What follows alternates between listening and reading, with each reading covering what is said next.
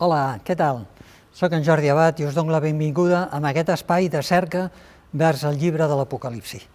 Estic content que m'acompanyeu i content d'acompanyar-vos una altra vegada. Sigueu tots benvinguts.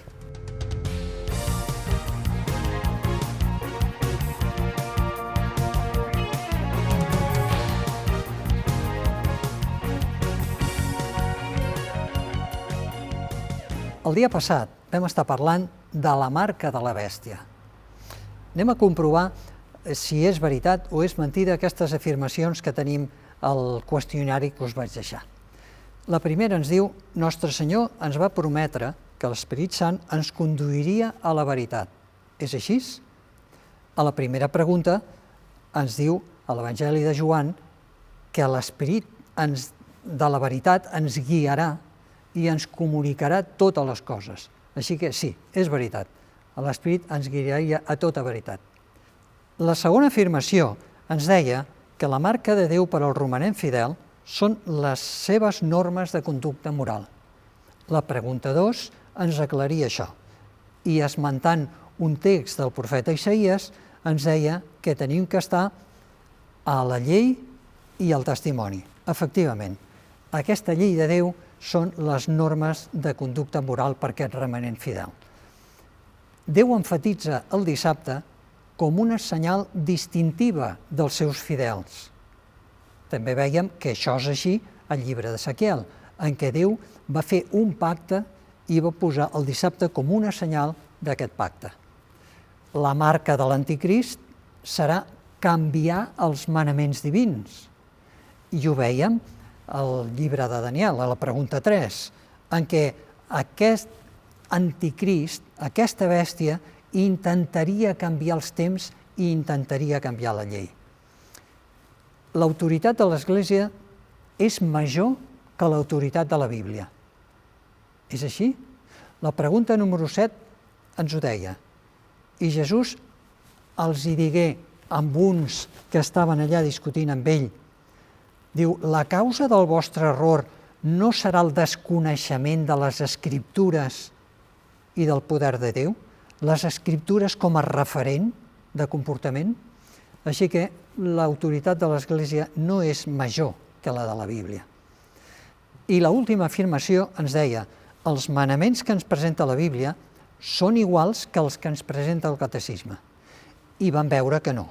Vam fer una comparació i ens vam donar compte que a la Bíblia n'hi ha 10 i al catecisme n'hi ha 10, però que un d'ells havia sigut extret i substituït per un altre que havia estat dividit per 2. Així que, evidentment, no són iguals. Bé, doncs molt bé. Si heu encertat totes les preguntes, felicitats. Fins ara hem vist que el canvi de dissabte a diumenge es va fer contra la voluntat expressa de Déu. L'observança del diumenge és una marca de la pseudoautoritat de Roma. Una altra alteració que el papat va fer en la llei de Déu va ser treure el manament que prohibeix el culte o la reverència a les imatges. Parla l'Apocalipsis d'aquests canvis? Està sola l'Església de Roma defensant-los? Obre la teva Bíblia, que avui descobrirem l'altra bèstia i la unió de les esglésies.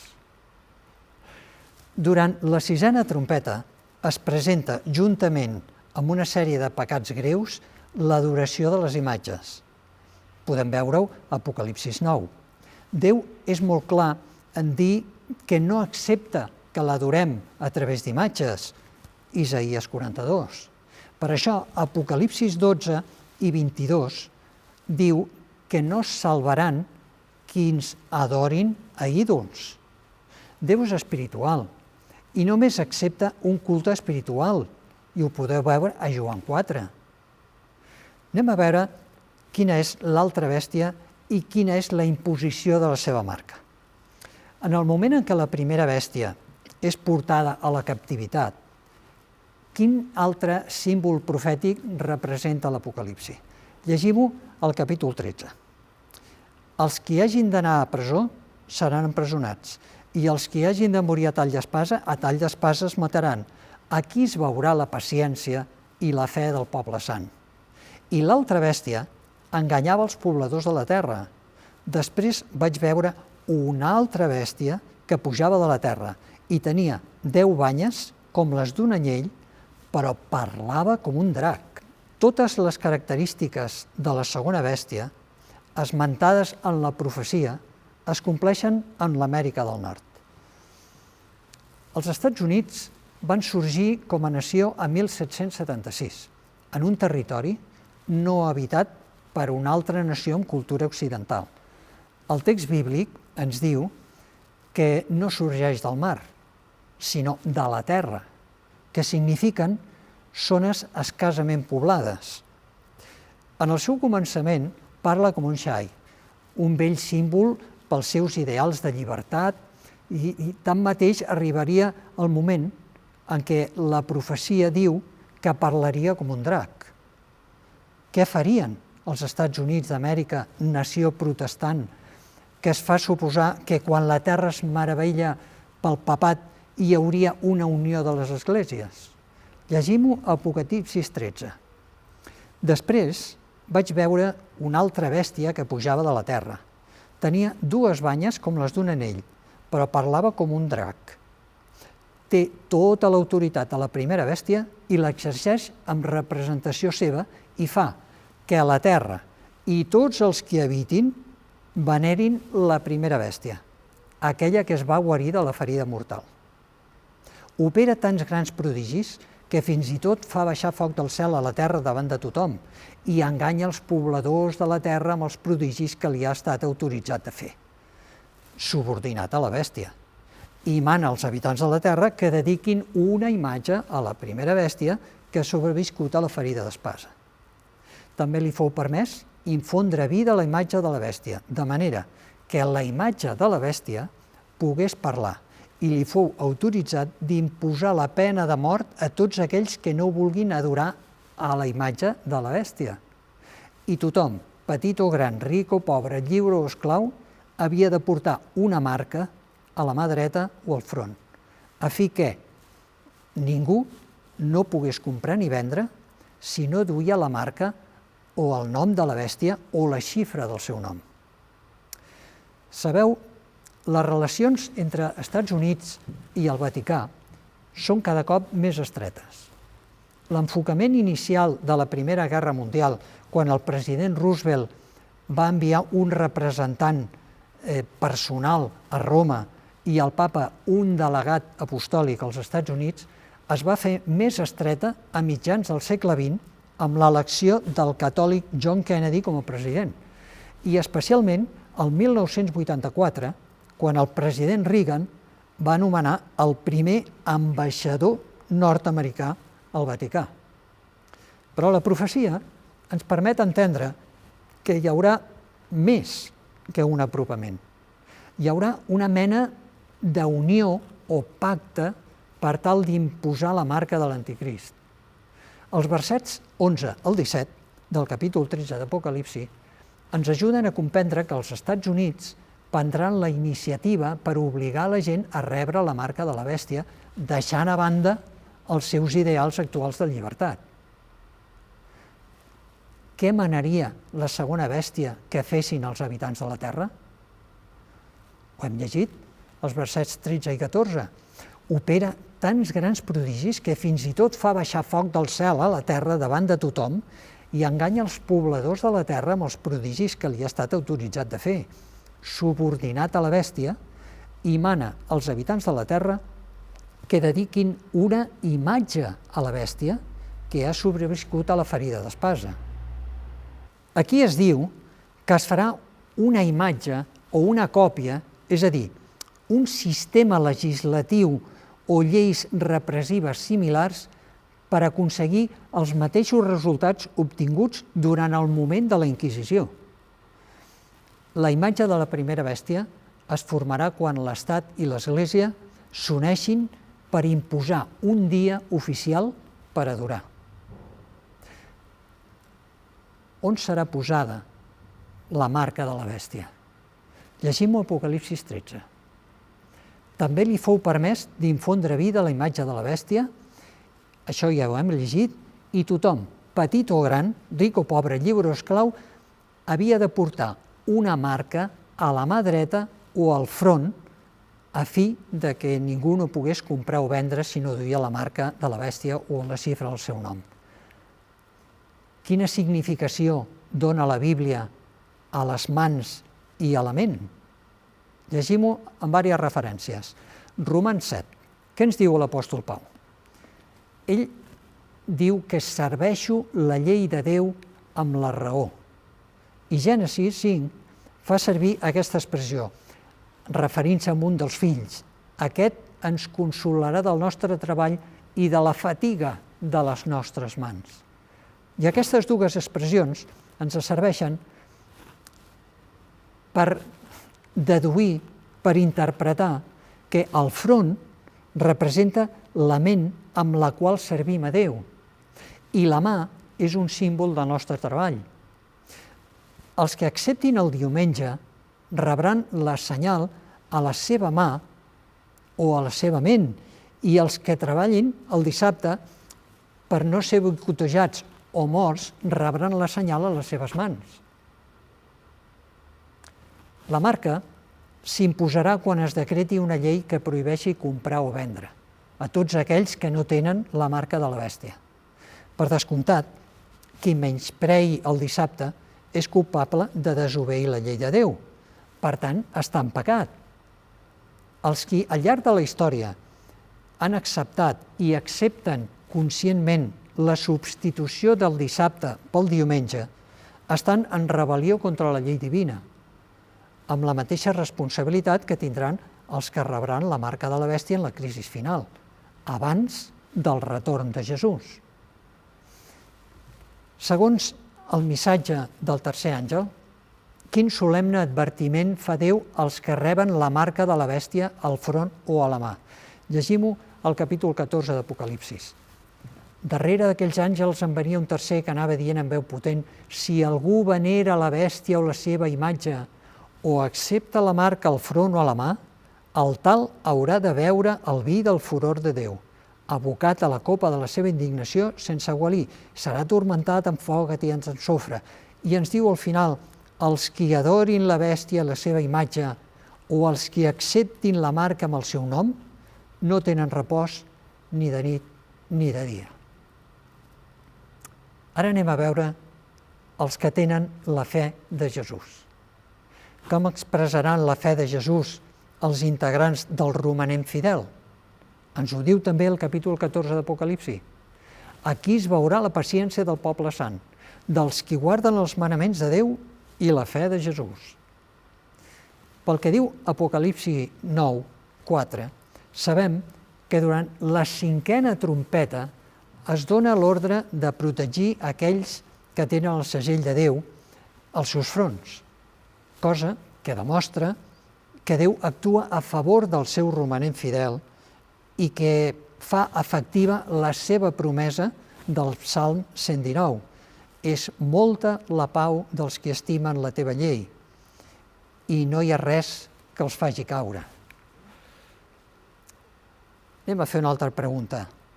Qui s'aixecarà en defensa del romanent fidel després de la tremenda angoixa derivada de la persecució i què farà?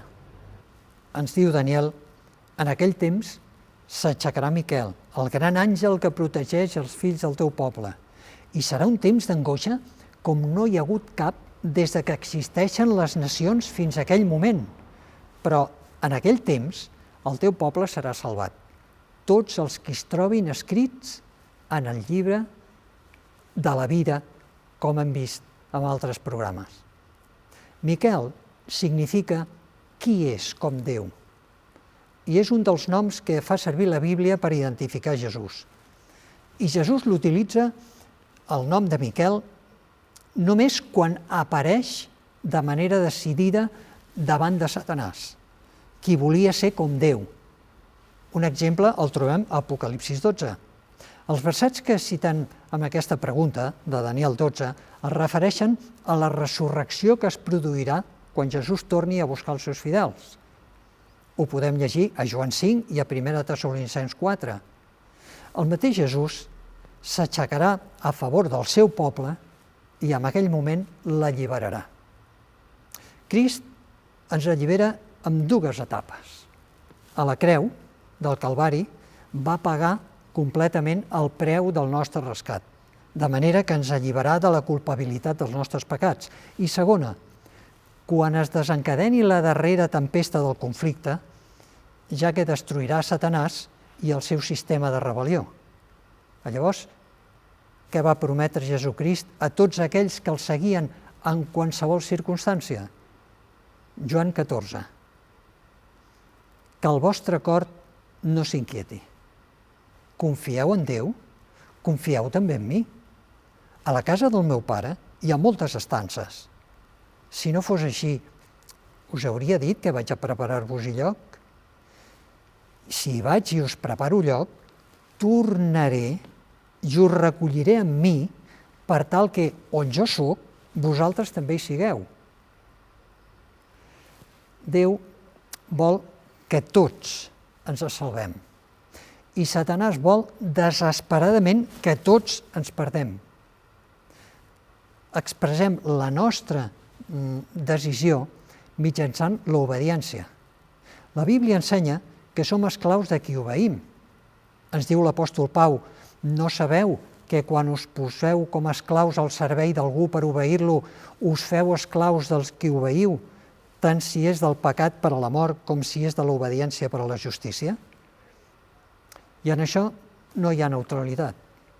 Jesús va dir clarament: qui no està en mi, està contra mi, i qui no recull en mi, escampa. Però no oblidem que de la mateixa manera que totes les promeses de l'Apocalipsi són per als vencedors, a Joan 14, de l'1 al 3, Nostre Senyor promet una residència celestial als fidels.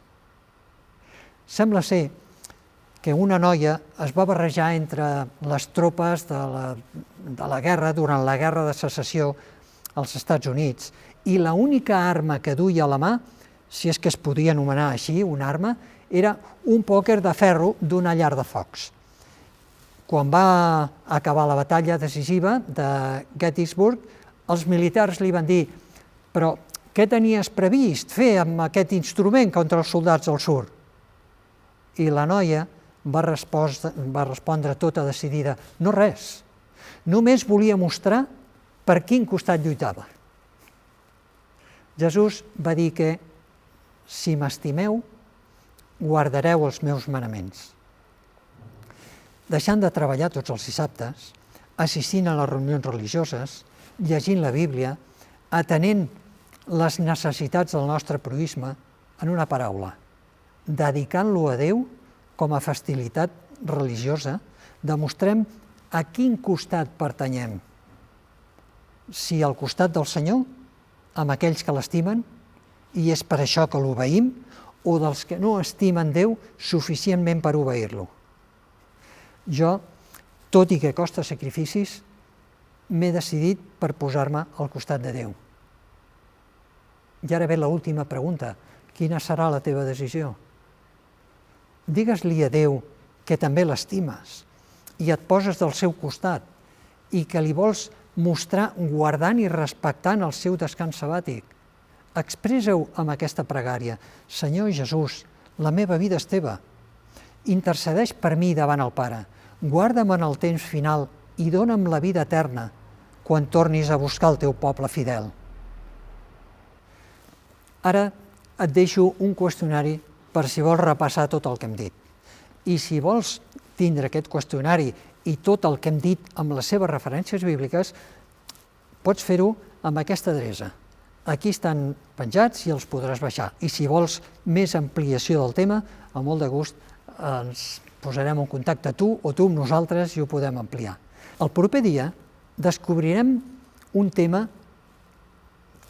que la gent en parla molt i és delicat: quan el Déu d'amor castiga. No t'ho perdis, promet ser interessant. T'espero. Gràcies per acompanyar-me a mi. Soc en Jordi Abad i amb molt de gust us acompanyaré en el proper programa.